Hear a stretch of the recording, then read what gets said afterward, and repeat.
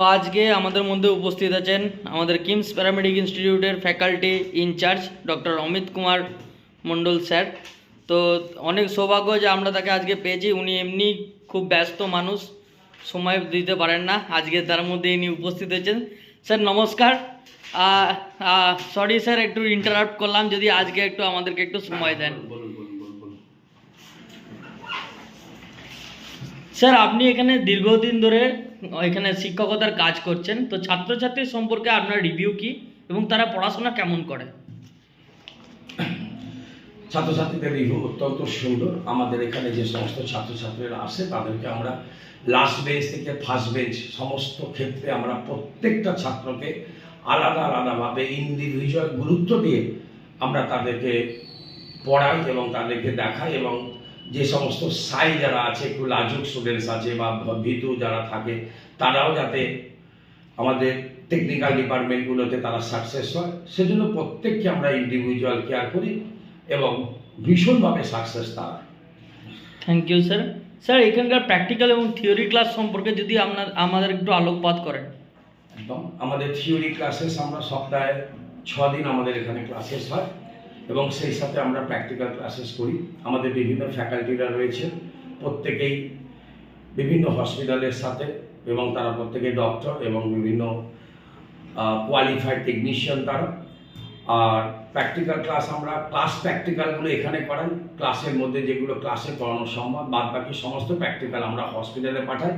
আমরা মূলত কিমস হসপিটালের সাথে আমরা অ্যাটাচ, আমাদের কোলাবোরেট তাদের সাথে, এবং সেখানে তাদেরকে সরাসরি বিভিন্ন যে ডিপার্টমেন্ট আছে আমাদের ওটি টেকনিশিয়ান ডিপার্টমেন্ট আছে, আমাদের আইসিসিউ আছে, রেডিওলজি আছে, ডায়ালিসিস আছে, ডিএমএলটি রয়েছে, সমস্ত ডিপার্টমেন্টসের স্টুডেন্টরাই তাদেরকে আমরা হসপিটালের মধ্যেই তারা সরাসরি পেশেন্টের মধ্যেই তারা ট্রিটমেন্ট করে এবং সেখানটা থেকে শেখানো হয়। Thank you sir.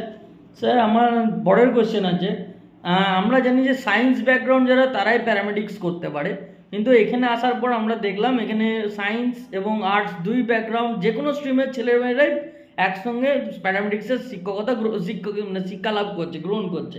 তো সেই সম্পর্কে আপনার মতামত কি? দেখুন, এটা তো একদমই তাই। আমরা NCVRT national counselling of vocational ট্রেনিংয়ের আন্ডারে আমরা অ্যাফিলিয়েটেড নিউ দিল্লি, এবং আমাদের এখানে 10+2 সেটা যে কোনো স্ট্রিমই হোক না কেন, সায়েন্সই হতে হবে এমন কোনো বিষয় না। আমরা সায়েন্স, আর্টস, কমার্স সমস্ত স্ট্রিমের স্টুডেন্টসরাই এখানে আসতে পারে, তারা পড়াশোনা করতে পারে। এবং এই প্রসঙ্গে যখন আপনি বললেন, আমাদের বহু স্টুডেন্টস রয়েছে, আমি দু একটা নাম বলি, যেমন আমাদের কিমস হসপিটালেও তারা অ্যাপয়েন্টেড, আমাদের বেঙ্গল ফেইথ, শরণ্যা হসপিটাল, কেমব্রি hospital, Calcutta heart lung centre, আমাদের কল্যাণী এইমসে, এর বাইরেও আমাদের ঝাড়খণ্ডে আছে, বেনারসে রয়েছে, দিল্লিতে রয়েছে, উড়িষ্যাতে রয়েছে, সেখানকার বিভিন্ন হসপিটালে তারা আমাদের ছেলেরা অ্যাপয়েন্টেড। এবং তারা সবাই যে সায়েন্স ব্যাকগ্রাউন্ডের রকম ব্যাপার নয়, তারা অন্যান্য ব্যাকগ্রাউন্ডেরও স্টুডেন্টরা রয়েছে এখানে। Thank you sir.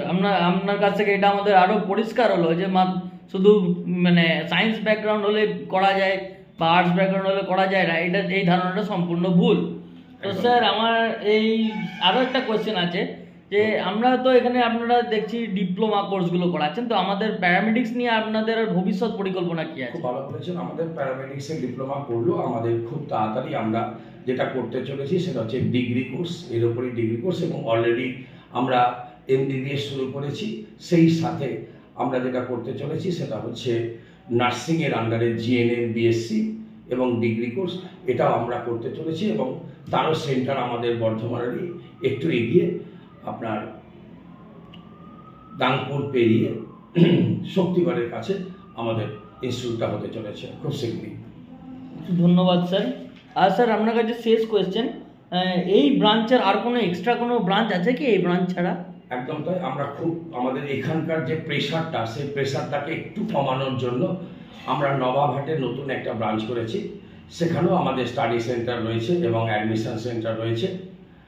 আর আমাদের এখানে এটা আমাদের মেন সেন্টার, যেটা কিমস প্যারামেডিক ইনস্টিটিউট, আলিশা, বর্ধমানের কাছে। কারণ আমাদের এখানে বহু দূর দূরান্ত থেকে বহু ছাত্ররা আসে, রাজ্যের বিভিন্ন জায়গা থেকে আসে, এবং বেশ কিছু স্টুডেন্ট আছে আমাদের রাজ্যের বাইরে থেকেও যারা এখানে অ্যাডমিশন নিয়েছে সেই হিসাবে। এবং আমরা আপনার আগের প্রশ্নটার সাথে বলি, আমরা সেই সমস্ত বহিরাগত ছাত্রদের জন্য যারা আমাদের লোকালের বাইরে আছে তাদের জন্য আমরা খুব তাড়াতাড়ি হোস্টেলেরও ব্যবস্থা করতে চলেছি। ধন্যবাদ স্যার।